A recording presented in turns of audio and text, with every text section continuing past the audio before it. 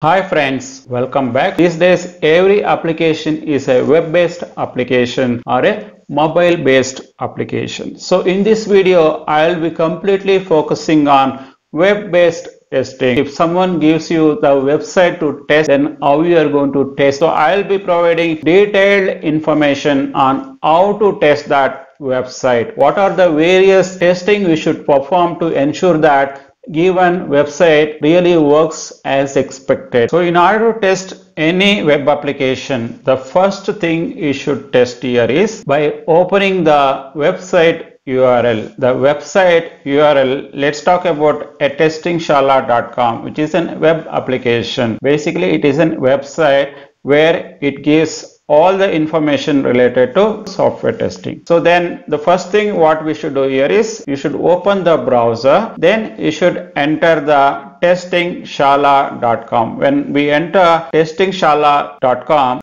you should get the complete website. Then the second thing we should also validate is whether the application is secured or unsecured, HTTPS or HTTP. If you can say, right, this is an HTTPS, which is a secured protocol. If the website related to financial things or lot of confidential information, then definitely you should go for HTTPS. Then the third thing you should validate here is you should validate all the links in a given web application. The links can be internal links within the application, or there are certain links which can take to the other website. And the next thing we should test here is whenever click on anything, whenever we click on privacy policy, disclaimer or any link, we should take to the appropriate pages only. So if I click on privacy policy page, you should not take to the about us page. You should not throw any error messages when we click on any link in that given web application or a given website. You should take to the appropriate pages. We should validate all the fields available. The fields can be a text fields, drop downs. I have already provided a lot of videos on how to test every field in a given web application, or it could be any application.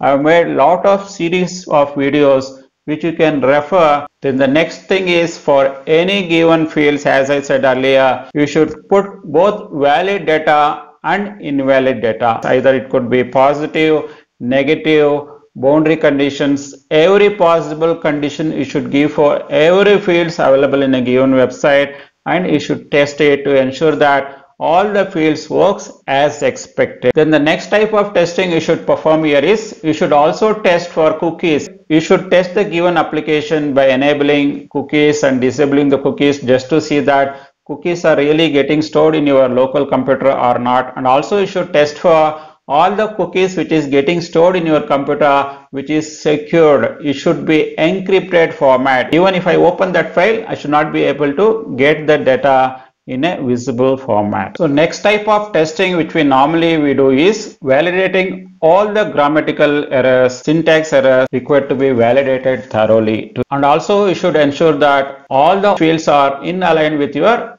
UX guidelines. Also, you should test your web application for different languages. If your website is going to be accessed from different country, then you should also test for internationalization. All kinds of different browser, all kind of different operating system, all kind of different databases. It can be application server or web server.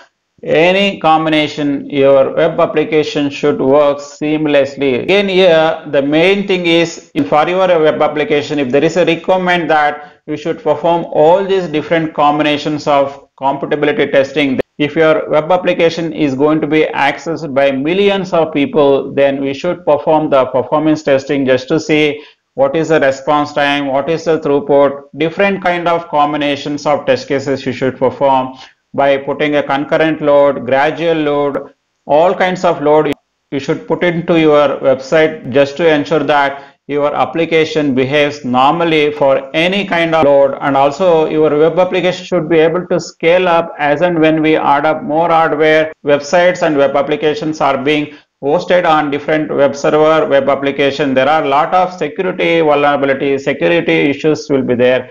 We should ensure that all the different way of testing the aspects in terms of vulnerability, security aspect as part of your website testing. These days, apart from accessing your website just using desktop or laptop, even your website is going to be accessed using the mobile as well. Your website or web application still work in your mobile as well with the different resolutions, different size of mobiles. All the testing activity is done by the testing team internally. Then there will be a certain type of testing which will be done by the acceptance testing team as well, who is a business users or end users who will be testing your web application or website just to ensure that everything is in line with the business requirement.